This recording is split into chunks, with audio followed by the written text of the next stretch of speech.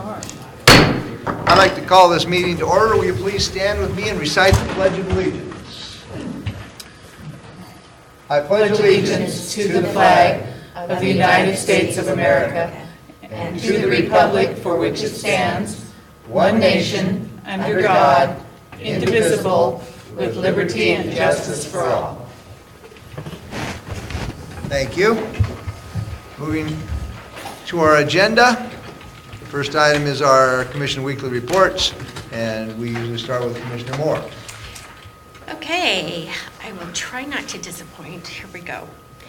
I do want to let everyone know or remind everyone that there is the Cascadia drill this week, so be prepared for lots of activity up around the port area. There will be Army and Navy and helicopters, and so what it is a drill because it is preparing us for when we have the big earthquake. We're anticipating that our Shelton Airport will be one of the few on the West Coast that will be intact.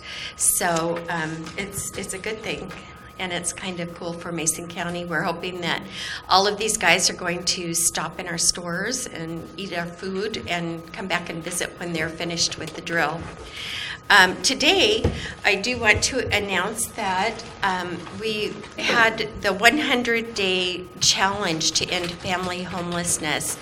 It was a celebration of the 100-day challenge at the Governor's Mansion. It was a great event. Lots of people attended.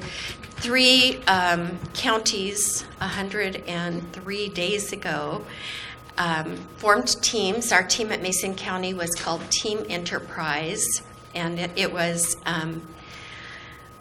because we felt like we were on the Starship Enterprise when we were starting, and we did an awesome job in Mason County. We ended up with just, out of many families that were unhoused, we ended up with just 5 that are unhoused at this time, and we're working on that. Lewis County and Thurston County had similar results. Just a real coordinated effort and more of a plan to get the families in, get through the process, and get them housed. And so the more that we can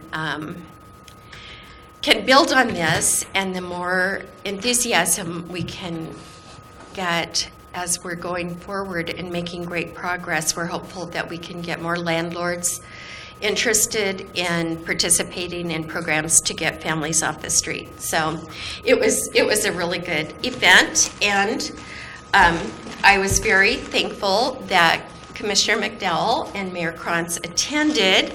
Y'all both had to leave early, but I did pick up a door prize for each of you. Wow. And thank you very much for attending. I know you're going to be extra supportive in the days to come. Thank you. Thank you. So that was today. On Wednesday, I have a Housing Coalition meeting, which I'm sure I will get even more in-depth information from the results of the 100-day challenge.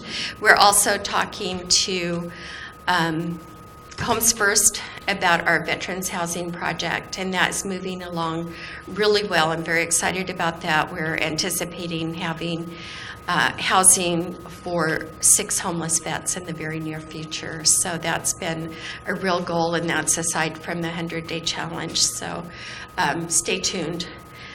We also this week have a reception for our finalists for the city administrator position, and also the interviews later this week too. I hope you all enjoyed the Forest Festival parade. I tried to wave at everybody. So thank you for coming tonight. And that's my week. Thank you. Commissioner McDowell? Well, I too went to the event at the Governor's Mansion today, and it was very nice. And as I sat and listened to the program, I was very impressed about, given the opportunity, people will come out and help when we have issues like this in our community. They just have to get a little bit of a nudge. but all 3 counties, I was very impressed with the amount that it was exciting. So I was there today, and tomorrow morning I have my left board, which is law enforcement officers, firefighters. It's the managing of their pension funds when they retire.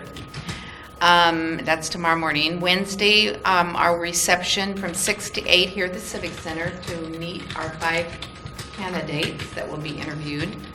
Thursday, an all-day interview with our 5 candidates, and Friday or Thursday night. So I'm going to be there all day and then run over to choice graduation at the high school, up at the high school on Thursday night. My granddaughter is graduating. I know I Okay. don't look old enough. No. Is that complete? Thank you very much. I'm done. I was also there at the governor's mansion today. Nice place. I could live there. It was, what was exciting is I think this is the most effective of an organized effort to help with homelessness that I've seen, and I've been thinking about it, talking about it, and traveling around the state. But they organized this 100-day thing, and the results were phenomenal. It was the best help in that area of anything I've seen. And it can be, I believe, a template that can then go to all of the other cities, because, the deal is to maintain that, and so I was really thrilled with it was the most effective I've seen of anything to dealing with the issue. So it was exciting today. Wednesday morning I will be at the Skookum Rotary meeting, in the evening, of course, attending that reception, and then Thursday all-day interviews for the new administrator position. That completes our commission reports. Next is a general public comment opportunity. And do we have somebody that is signed in to speak? We have Marilyn Vogler. Marilyn Vogler, 420 East Poplar. Good evening, Commissioners. A short while back, I think it may have been a couple of months, we were briefed on the Downtown Creek project, and you voted to go ahead with that grant-funded project. The project involved capping rather than daylighting Shelton Creek. It involved spending 25% of the estimated annual revenue from the Transportation Benefit District on a project that includes no roads. And it supports a process that shows the real downside of what grant dollars can mean if they're not handled efficiently and responsibly. But the bureaucrats in Olympia have given you all a reprieve, and some change in paperwork requirements brought this issue back to you once again. And so you have another chance to reconsider. You opted last week to put this on the consent calendar. Now, I know we're the city, not the county, but I want to take that as a model because the county commission agendas include a phrase about their action agenda, which I take to be comparable to our consent agenda.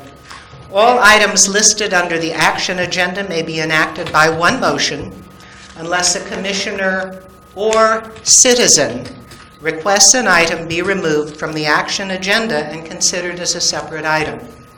And so as a citizen, I request that you remove the Downtown Creek project from the consent calendar and consider it as a separate item. I think the people of Shelton deserve a recorded vote on this measure. Thank you. Thank you. Any other comments? Anybody else signed in? Yes. Lisa Renfro.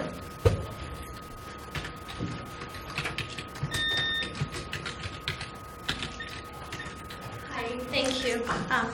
And a couple. Just state your name for the record, please. Yes, Lisa Renfro. Thank you.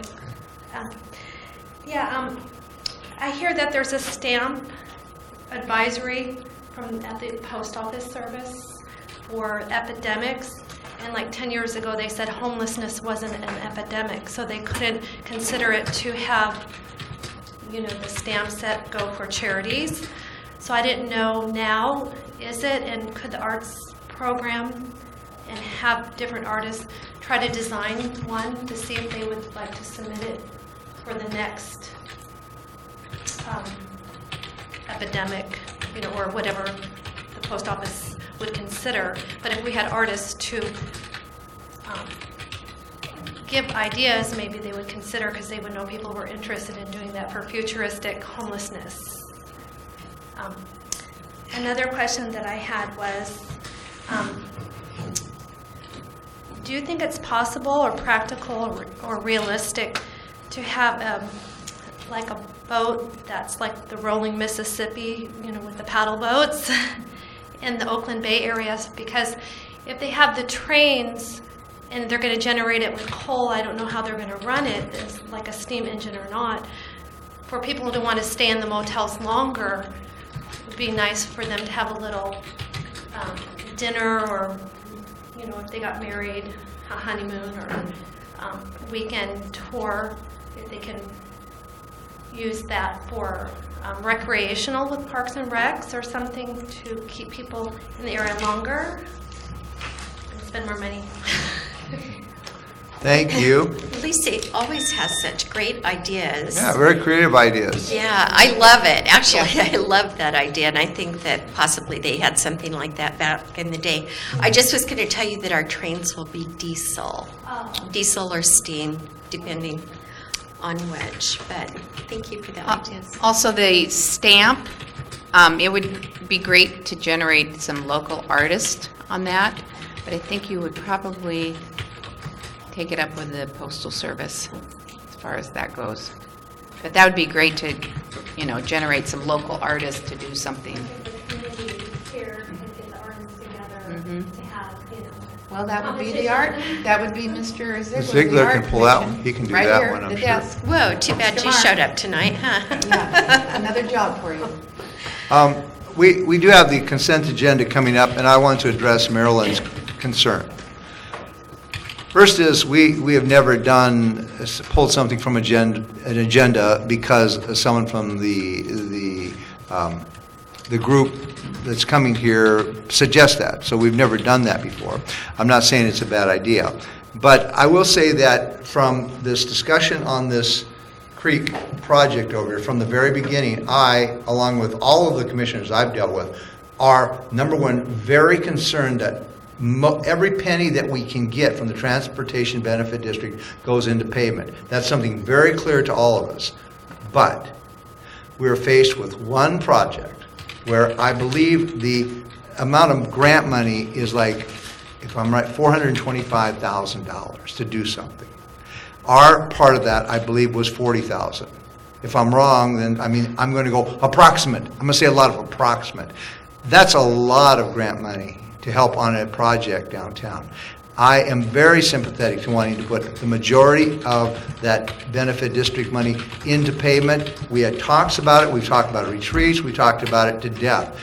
I made a decision that if for the $425,000 worth of money to be put into downtown on a project, matching with like a $40,000 from our part, that in that case, that 20 or 25% of that, I didn't want to do it, but I looked at it and I said, we can't afford to turn away that amount of grant money. And so I made a conscious decision to say everything was done transparent, everything is done transparent, and that I just, on that point, agreed that that's a lot of grant money, and I felt we needed to do that, and that's how I felt on that. But my other two commissioners, if they feel now, before we go on this consent agenda, want to say anything more, because it's on the consent agenda, and I want to vote yes on that. But you brought up a good question. We're talking about it a little bit here, and I just know that's a lot of money to accept or not accept, and I feel we need to do that. So I don't know if there's any other conversation about that. That's where I am on that. So are we ready for? Yeah. Did you have a comment on that? No. Because I do. Okay. I do. I also can appreciate that point, and I actually would have no problem moving it into old business if that, but it would take two of us to do that. If not, then I do have more conversation on it as far as the consent agenda, so. I think this would be before we go into the consent agenda, this would be the time to talk if you wanted to talk. Okay. What, Marilyn and I have talked, and definitely in our visioning process, we have talked about the value of daylighting the creeks. And that would still be my preference everywhere that we can. I've been talking extensively with John Bolander, who's with the Mason Conservation District, and they potentially will have some money and some design to help us out with that. It's my understanding that if that we can add that to the project later or take that away from, that we can fit that into the project. But the importance right now, and I hope that Pete will correct me if I'm wrong on this, you're on the spot, is that we need to get the money committed, because if we don't do it, we're in trouble with DOT. And so, as I mentioned a couple weeks ago, I also want to incorporate some type of public art into the sidewalk project. And I definitely am hoping that we can work out a partnership with the Conservation District to daylight the creeks. They have additional money that they would be able to put towards projects like that, and definitely the interest and the expertise. But I also am in favor of, for this one project, finishing our match with the Transportation Benefit District money. And for the same reason, it's a project that we really need to do. We have lots of problems in that area. And some of the projects that we're going to be using that money for will involve sidewalks. It's just part of doing a complete streets. So it hasn't been forgotten, but I haven't stopped working on the idea of daylighting the creeks and also the incorporation of art. And so that's my feeling on that. So we should have a decision to make here, and I guess I would be not opposed to staff entering into the conversation, because personally I do not want to lose $425,000 in grant money, if that's the right number. And so if we don't lose that money, I am open to put this on hold or work out a daylighting. I don't have any problem against that, but we have a design that somehow came around, and here we are, at the consent agenda. So if staff wants to weigh in on, if my numbers are wrong, correct me now, because that's what that's what I think I heard is, so it's, I turn the meeting over to Pete Butkus at this time and see if he wants to shed any more light on this conversation. Thank you, Mr. Mayor. Yeah, but you have to speak into the little box that's on the. Green light. Yeah, and also that's only, the volume on that mic only goes into that. That thing is the speaker for the room. Okay. Yeah. Mr. Clark, the Public Works Director, is not here tonight because he thought this was going to be on consent. His advice of counsel, therefore, wasn't necessary. We do try and keep him down to 48 hours a week. But here's my comments. You have previously entered into an agreement with the state for them to provide financial assistance. Sidewalks and bike paths, I will add, are generally considered to be part of a transportation system, because we also encourage pedestrians to, in lieu of driving, walk, and bicycles in lieu of driving to walk. And I believe that the state statute on Transportation Benefit District includes those purposes under the legal definition of transportation. So let me get that one out of the way. From my perspective, where I sit, you either have a choice, which was offered to you in discussion by the public last week, of turn the money back and move on and don't do anything, or move ahead and do something. At that time, the three of you elected by consensus to move ahead and do something and put it on the consent agenda. So that's where we're at today. If you as a body wish to pull that off, then we're rapidly approaching the timeline where we need to decline the state financial assistance and move ahead with what are we going to do long-term for the infrastructure issues surrounding the creek covering.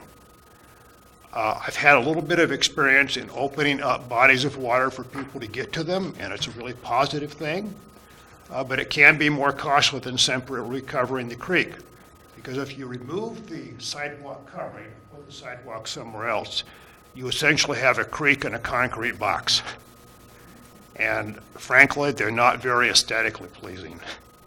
If you're going to daylight a creek, you need to take the time to allow it to meander, to place the proper amount of rock or gravel with it, and it probably, and I'll admit I'm kind of flying by the seat of my pants on this statement, probably is going to be grossly in excess of what your transportation monies are going to be able to fund.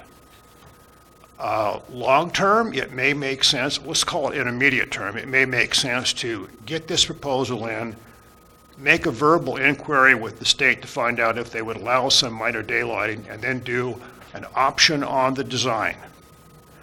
Straight removal, utility work that's going to be involved with gas company and so on, and recap the creek versus do the utility work and maybe daylight part of the creek as a demonstration project.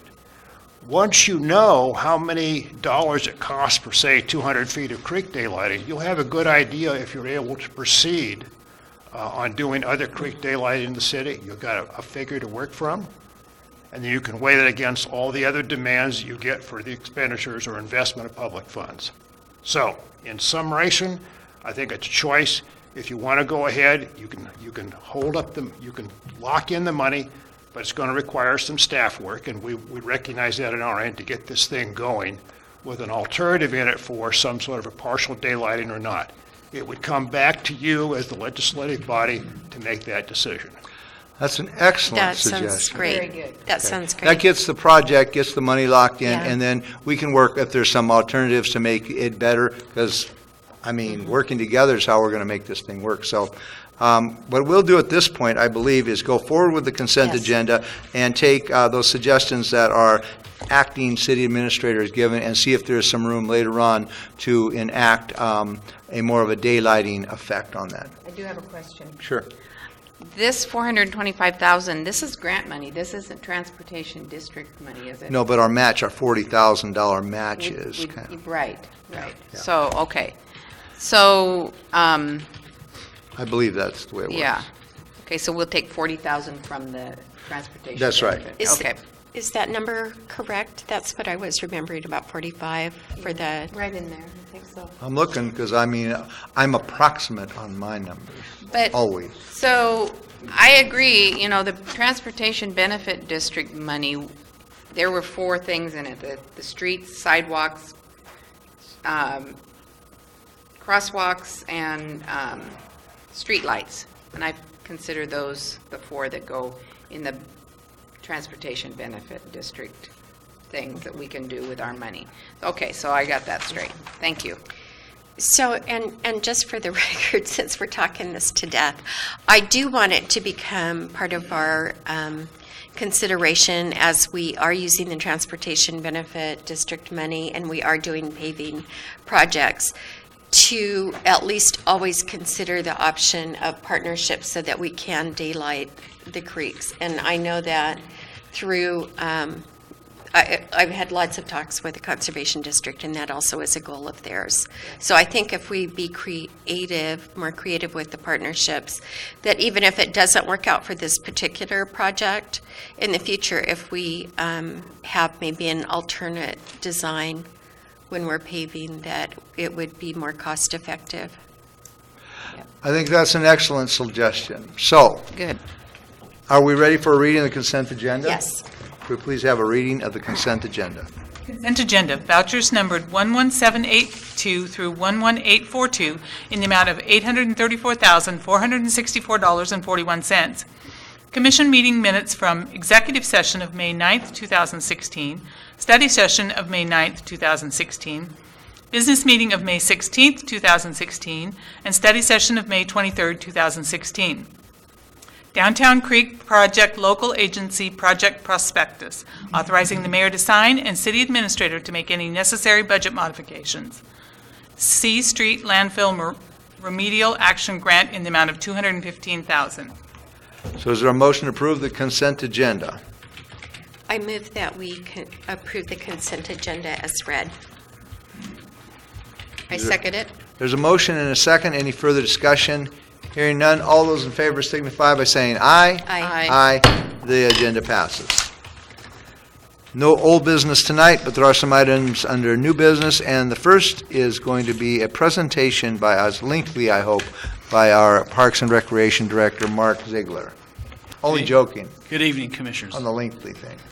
It'll be brief. Once again, bring to you on behalf of the Shelton Arts Commission recommendations for the Shelton Civic Center Rotating Art Gallery. The next 3-month term is starting this month in June, would run through the end of August. The City of Shelton called for submittals from artists with a deadline of May 31st. We had 4 artists submit their proposals for the gallery. The Shelton Arts Commission met on June 1st to jury those submittals. I believe you have copies of the work of the recommendations going around up front. And today we're bringing to you those recommendations of 3 artists and a total of 8 pieces to be displayed. Sacarea Becerra works in acrylics and has 2 pieces. Dean Bird, local photographer, 3 pieces from him. And Steve Hendrickson, 3 pieces as well. 2 of these artists are kind of working the abstracts, and Dean's a local photographer, so we obviously have Do they have some. titles for these? Pardon me? Do they have titles for these? They do, yeah. That, I believe, is Orange Ground 2015. Yeah. And what's So the name of that's the- one of the abstracts. And then that one? Let's see, Yellow Dominant, and those were both Steve, the Orange Ground and Yellow Dominant are both Steve Hendrickson, and the one in Commissioner Moore's left hand is from Sacarea, and it's What Love Creates. All right. These are so cool. I love the photography. This is Power Poles Under Moonlight, right? And so this is very cool. And Is it Crown Point? Where is that? No, that's North Head, up on Long Beach, North Head Lighthouse. Old House Under Stars? Let's see. Sadist Creek Mansion, I believe, is the title of that, and then Full Moon Over the Palouse is the other with the. Oh, Cool. it's beautiful. Yeah, and the representation that you see on the paper is never quite as Yeah. It always looks as better. good as the actual pieces. Oh, these are just gorgeous. Tonight, staff is asking for consent so we can get the work up. The previous gallery work has been removed. The wall is blank, and the Arts Commission would appreciate approval tonight if the commission agrees to move forward and get new art up on the wall. Well, this is a public action, a proposed action item, so if there's any public comment, now would be the time. I think we're leaning into okaying things, so that would help somebody. So nobody's come to sign in on this. So I guess at this time, do we all concur that this is nice art to put on our city wall? Absolutely, Okay, yes. so, I can't wait to see the real Yes. stuff. you need a motion. Oh, Well, let me take a look at my fine print and see if that's correct. You wrote it, so. well, I could make a motion. Yeah, it looks like we need to request a motion. Okay. I move that we approve this recommended art for installation on June 7th and to remain in place until August 31st of this year. I second that. There's a motion and a second. All those in favor signify by saying aye. Aye. Opposed? The art goes on the wall. Thank Good you. job, Mark. Next is a comprehensive plan update by our Community and Economic Development Director, Steve Goins. Thank you, Mayor and Commissioners. Let me take a minute to pass out a draft of the various elements we'll be discussing.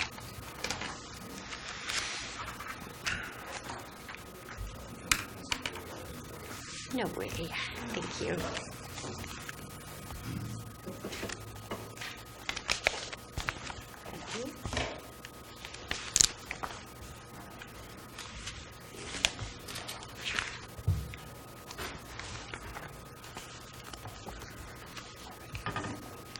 I need this one. You can take the phone. I frame them. I meant the real one. I feel like I've had this little 3-minute interlude a dozen times already. We're updating the comprehensive plan here, and what I've passed out is 3 of the elements. 2 of these are very brief elements, and that's why I combined them in this briefing. The parks element and the historic preservation element. And the larger one is the Shelton Urban Growth Area Plan element. In summary, the plan is really just trying to bring some of these elements up to speed, up to current time, and that includes things like referencing things that are maybe older, replacing that language with things that are newer. In terms of the park element, I didn't delve into changing or drafting proposals for changing policies, but if you would like to revisit those, that's part of the reason we get this out there. We get public feedback, and we bring that back at a future time where we can discuss those types of changes.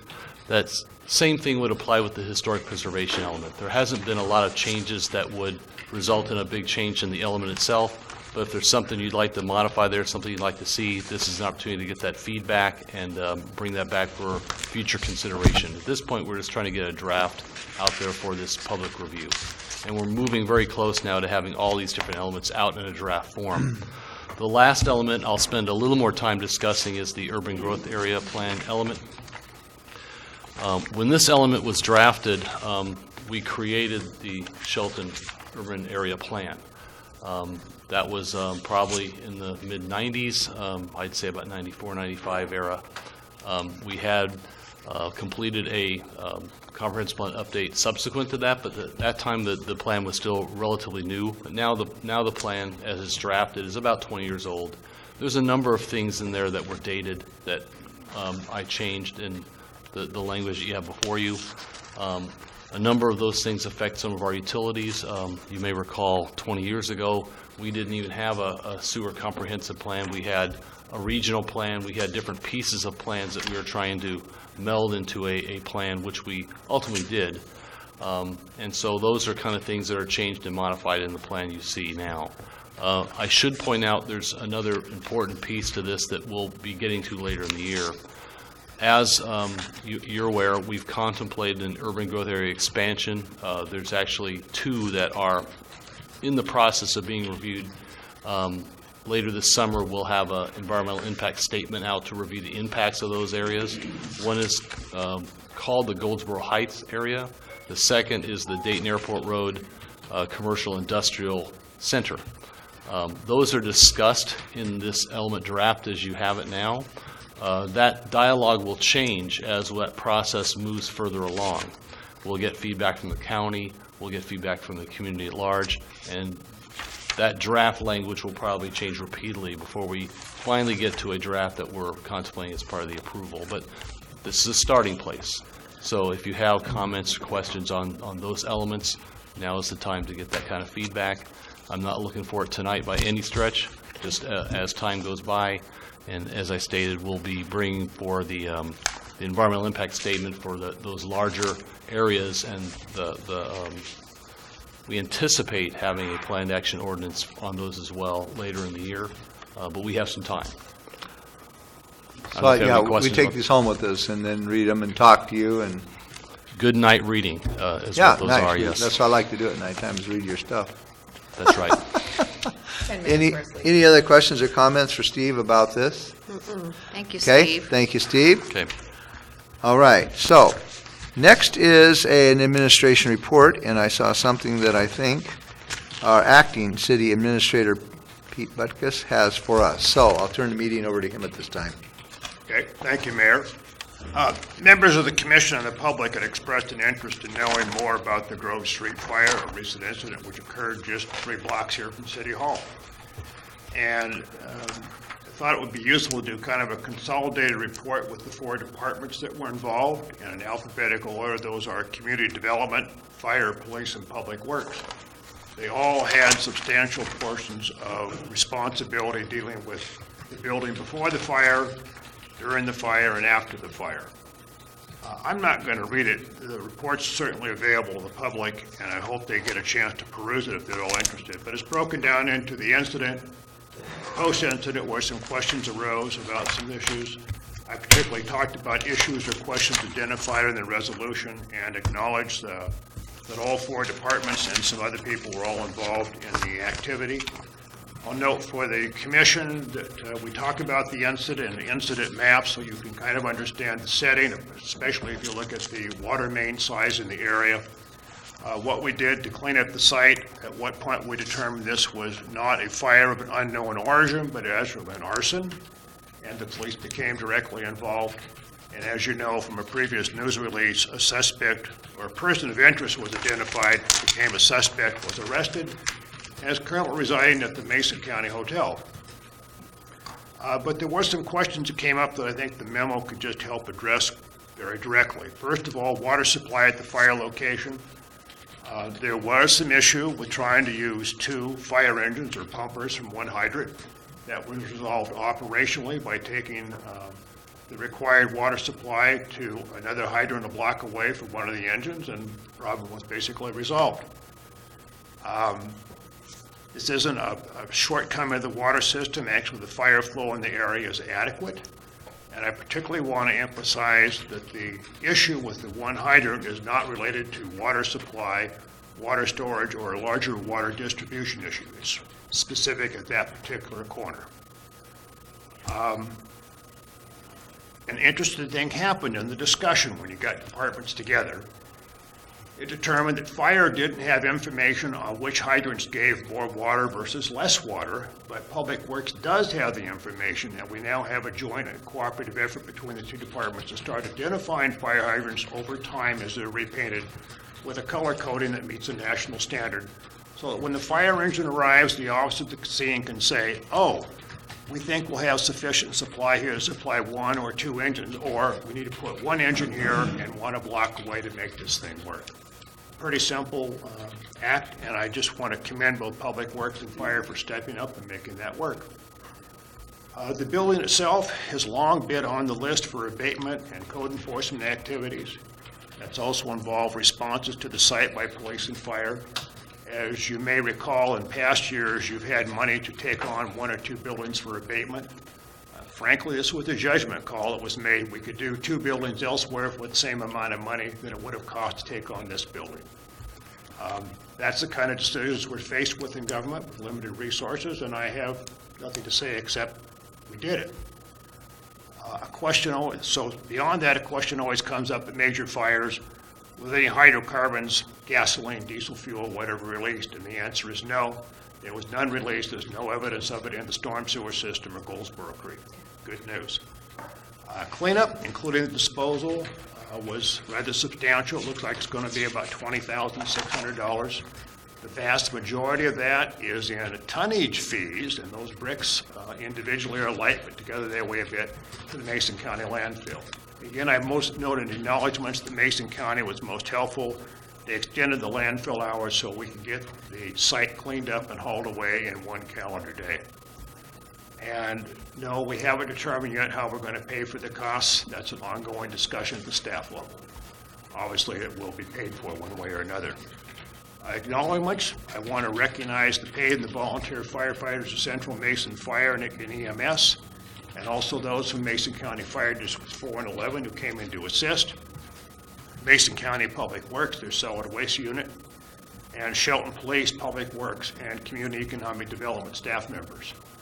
My final comment, which I didn't actually write in the report, when I started this effort out, I thought, you know, is there going to be a policy issue here the commission needs to address? And at the conclusion of this effort, my conclusion is no, there isn't. There's not a major water flow, either transmission or storage or supply, for us to take on. This was simply an unfortunate incident that fortunately had no injuries as a result of that took place in the city. And again, all 4 departments worked together exceptionally well on this, and they need to be recognized for that. So that's my consolidated report. All right. I want to say first, thank you for writing this report and being on top of those communications and working with those departments. I think you did also a great job, so thank you very much. And it is an example of how efficient the City of Shelton's departments are in working together in emergency situations. So any more questions or I comments? do have a question. Did the gentleman that owned that building, did he have any insurance on that at all? Would that not cover, well, If we knew, we would tell you. okay. that would be one of our courses for recourse on getting the money back. The gentleman has, as I understand, a long history of being difficult to locate. I do know that his Mason County tax records, he has an Olympia address, but apparently he is no longer at that site. So I can't give you any details on how we're doing with contacting him or trying to find out, but it's part of our mental scheme, if we can, to recover the money from that. Okay, all right, thank you. Any more questions or comments? No. Nope. Sounds good. Thank you very much, sir. Thank you, Pete. All right, here's another opportunity for general public comment. If somebody would like to speak, this is that opportunity. And we have somebody signed up. We do. Randy Lewis. Would you please come forward, state your name for the record, and give us your comment, general public. Hi, Randy Lewis.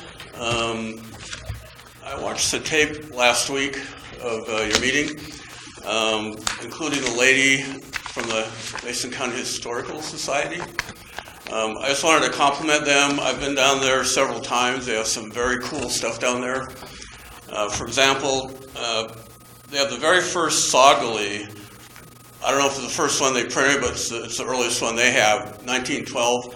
There was a 1912 girls, Shelton High School girls basketball team, and there's a picture in that Saugerly. I thought that was very cool. So the girls playing up there at the high school, playing basketball, they're actually continuing over a 100-year tradition, so I thought that was very cool. The other cool thing that happened in a recent visit, I bought a couple tickets to the movie Ring of Fire that played down at the theater, which I went and saw. It was very cool. And if people don't know that, The Ring of Fire is a movie that was filmed around near Shelton. And it's a true story about when there was a ring of fire around Shelton that burnt down Shelton, but before Shelton burnt down, Mason County Sheriff Richard Kimball rode the train to the Shelton train depot, and all the people in the town got on the train and were rescued. They went right through the ring of fire, and then Shelton burned down. It was a true story.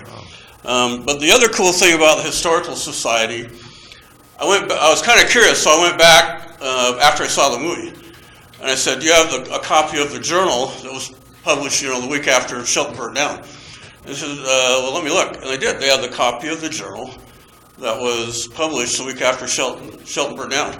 And here was the headline. It said, Crotch burns down Shelton. He let all the wells go dry. He didn't listen to anybody. And that's all very true. You can go down and see for yourself. So, I thought that historical information would be, people would enjoy hearing about that. Thank you. Thank you for your comments. And a Saugerly, if no one knows what a Saugerly is, it is a yearbook. Shelton High School yearbook. I thought it was Irene S. Reed. I thought it was like a saw or something. No, Saugerly. Yeah. All right. Okay. Less drama, please. Okay. Now we have administration final touches. I believe if there's any from the department heads, any final touches? That's a little, I don't know if they explained to you what we do on this, but this is that time where if any administrator or a department head has something they want to tell us about for the future, they can speak that now. So I've been briefed. Oh, all right. You already knew about that So one. first of all, let me ask my department heads if they have any touch. Okay. Two, Mayor and Commission. Wendy Thompson, the interim city clerk, is working on a professional services agreement for labor negotiation services. As a reminder, we have several contracts that are coming up and due this year. And while it doesn't specify a particular person, we are working with our city attorney firm to have that service provided.